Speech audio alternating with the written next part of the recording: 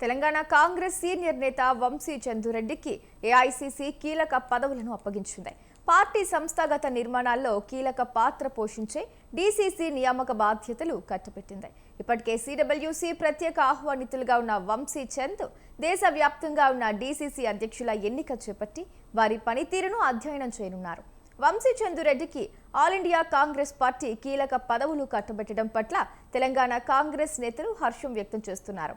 ఇక దీనిపై మరింత సమాచారం మా ప్రతినిధి ఉషా అందిస్తారు.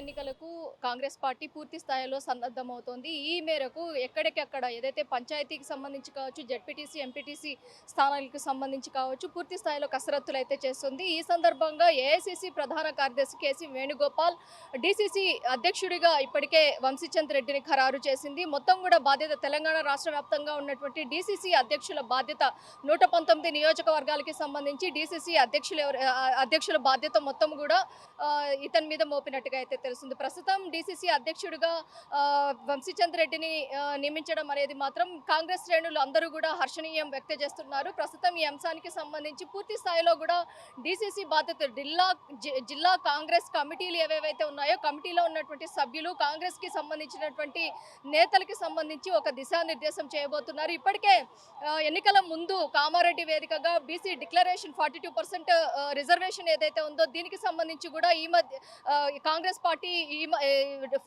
బీసీలకు సంబంధించి 42% రిజర్వేషన్కి సంబంధించి కూడా ఒక కీలకమైనటువంటి వ్యాఖ్య చేసింది. కాబట్టి దీనికి సంబంధించి కూడా గవర్నర్ ఆమోదం తెలిపిన వెంటనే కూడా ఎన్నికలకు సంబంధించి పంచాయతీ అలాగే జెడ్పీటీసీ, ఎంపీటీసీ, ఎంపీపీ ఎన్నికలకు సంబంధించి కూడా డేట్ ఖరారయ్యే సమయం ఆసన్నమైనట్టుగానే తెలుస్తుంది. మొత్తం మీద చూసుకున్నట్టయితే సెప్టెంబర్ 30వ తేదీ లోపు కూడా హైకోర్టు ఇచ్చినటువంటి గైడ్లైన్స్ ఏదైతే ఉన్నాయో సెప్టెంబర్ 30వ తేదీ లోపు కూడా స్థానిక సంస్థల ఎన్నికలు మొత్తాన్ని కూడా కంప్లీట్ చేయాలి. దాదాపుగా సుదీర్ఘంగా పంచాయతీ శాఖ కావచ్చు, అలాగే జెడ్పీటీసీ, ఎంపీటీసీలకు సంబంధించి కావచ్చు సుదీర్ఘంగా వేచి ఉన్నారు. ఈ శాఖల భర్తీకి సంబంధించి అనేక మంది కూడా ఆశావాహులు కాంగ్రెస్ పార్టీనే నమ్ముకున్నటువంటి కార్యదర్శులు చాలా మంది ఉన్నారు. కాబట్టి ఇప్పుడు బీసీ డిక్లరేషన్ కూడా ఆమోదం తెలిపిన అనంతరం కూడా ఈ ఎన్నికలు స్థానిక సంస్థల ఎన్నికలకు సంబంధించి పంచాయతీ కావచ్చు, జెడ్పీటీసీ, ఎంపీటీసీ ఎన్నికలకు సంబంధించి కావచ్చు బీసీలకు ఏ మేరకు రిజర్వేషన్ కేటాయించాలి, వీరికి ఎలాంటి స్థానం కల్పించాలి, ఏదైతే ఒక్కొక్క జిల్లా వారీగా నియోజకవర్గాల వారీగా కూడా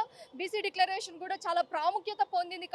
కాబట్టి ఇప్పుడు ఈ అంశము కాంగ్రెస్ పార్టీకి సంబంధించి స్థానిక సంస్థల ఎన్నికల్లోకి సంబంధించి కావచ్చు ఈ ఎన్నికల్లో ఇది ఛాలెంజింగ్ గా ఉన్నట్టుగా అయితే తెలుస్తుంది. బీసీ రిజర్వేషన్ ఇప్పటికే సుప్రీంకోర్టు ఇచ్చినటువంటి గైడ్లైన్స్ ప్రకారం 50% ఏ రిజర్వేషన్ కూడా 50% దాటి వెళ్ళకూడదు, 50% లోపే పరిమితమై ఉండాలి. అలాంటిది బీసీ రిజర్వేషన్ 42% ఇవ్వడంలో ఇప్పటికే ప్రతిపక్షాలు కూడా గగ్గోలు పెడుతున్నాయి. కాబట్టి ఈ అంశానికి సంబంధించి గవర్నర్ ఆమోదం పొందిన అనంతరం స్థానిక సంస్థల ఎన్నికలకు ముందుకు వెళ్లే అవకాశం ఉన్నట్టుగా తెలుస్తోంది.